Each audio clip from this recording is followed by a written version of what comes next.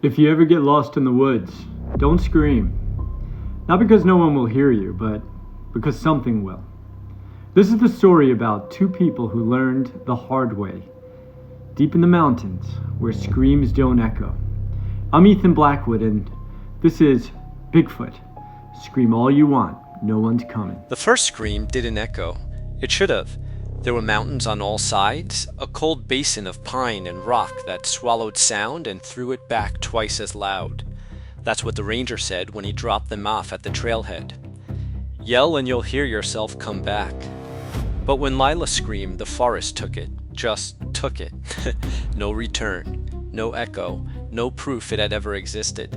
That was when Mark stopped laughing. They hadn't planned to stay the night. That was the story they would have told anyone who asked later, if anyone ever did. A wrong turn, a washed-out road, no signal, the usual. But the truth was quieter, more embarrassing. They'd come out here to get away from everything, phones, noise, people, and for a few hours it had worked. The woods felt old but harmless, the kind of place where nothing ever happened because nothing ever could. Until something moved between the trees that wasn't wind, until the birds stopped, until Lila screamed. "Do it again," Mark said, trying to sound steady. Just yell, louder." "I did," she said. Her voice came out thin and wrong. "You heard me, I didn't hear anything come back." That's because nothing did. They stood there, listening. The forest wasn't silent. That would have been easier. There was still the low hush of wind threading through pine needles, the faint creak of branches shifting against each other, but underneath it, something else, a pressure, like the woods were holding their breath. They started back toward the trail. Mark kept checking behind them, trying not to make it obvious. Lila noticed anyway. She always noticed. "You think it's a person?" she asked. "No," he said too quickly. Maybe. Could be. Someone messing with us. In the middle of nowhere? People come out here." Not like that. He didn't ask what she meant. He didn't want to give it shape. But the shape came anyway. Tall. Too tall. Standing between the trees in a way that didn't fit the space it occupied, like it belonged to something larger and had been folded into the forest wrong. They heard the second scream before they realized it wasn't Lila. It came from deeper in the woods, farther than they could see, but close enough that it scraped along their nerves like something alive, high, human, desperate, and then cut off. Not fading, not trailing away, just stopped, like a switch flipped. Mark grabbed Lila's arm. "We need to go, now!" "I know." They moved faster. The trail should have been straight. It had been on the way in, but now it curved in ways Mark didn't remember, looping through clusters of identical trees, doubling back on itself without ever quite repeating. "Are we going the right way?" Lila asked. "Yeah, you hesitated." "I didn't." "You did." He stopped, turned. The trees behind them looked exactly like the ones ahead. For a second, he couldn't tell which direction they'd come from. Something stepped onto the trail behind them. They both heard it. Heavy. Deliberate. Not trying to be quiet. Mark turned slowly. Nothing there. Just the trail, the trees, the same endless green-brown pattern. But the air had changed. It smelled wrong. Not rot. Not exactly.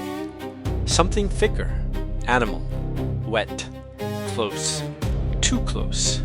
"Okay," Mark said, louder now, forcing confidence into his voice. "Hey! We know you're there! This isn't funny!" The words fell flat. No echo, no response. Just that same pressure pressing in from all sides. Lila leaned closer to him. "Don't do that." "What?" "Don't call attention to us. I think it already knows we're here." "Yeah," she whispered. "That's what I'm worried about.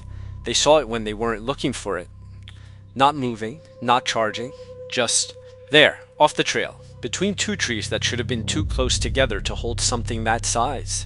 It was taller than Mark had imagined, taller than made sense.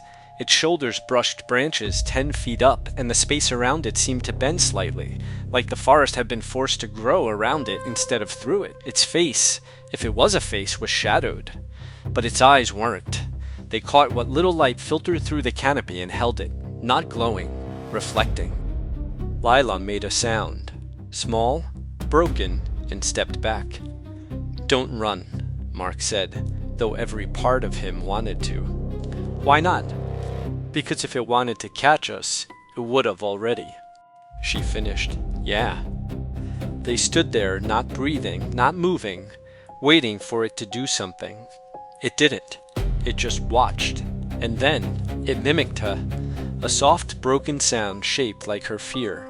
Not perfect, not human, but close enough. Lila screamed again. Still no echo, but this time something answered. All around them. Not one voice. Many. Layered. Warped. Almost human. Screams, the one from deeper in the woods. Others they hadn't heard yet, all folding over each other, rising out of the trees like the forest itself was remembering them. Mark grabbed her hand. "Run!" They ran. Branches snapped underfoot. The trail disappeared. The ground sloped in directions that didn't feel natural, pulling them sideways, backward, anywhere but out.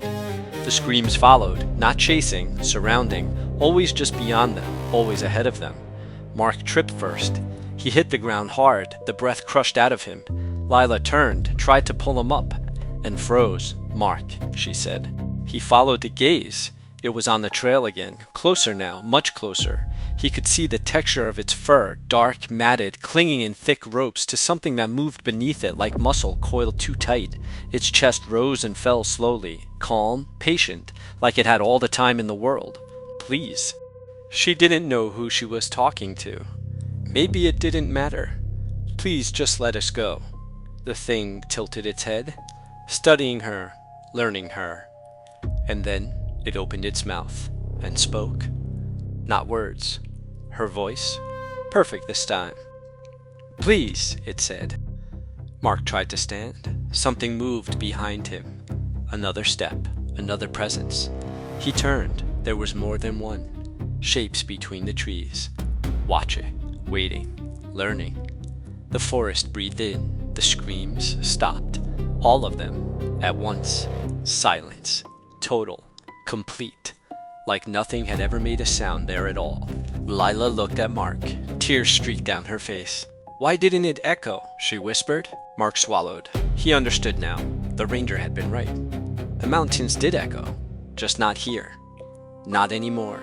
Because something else was listening, and it was keeping every sound for itself.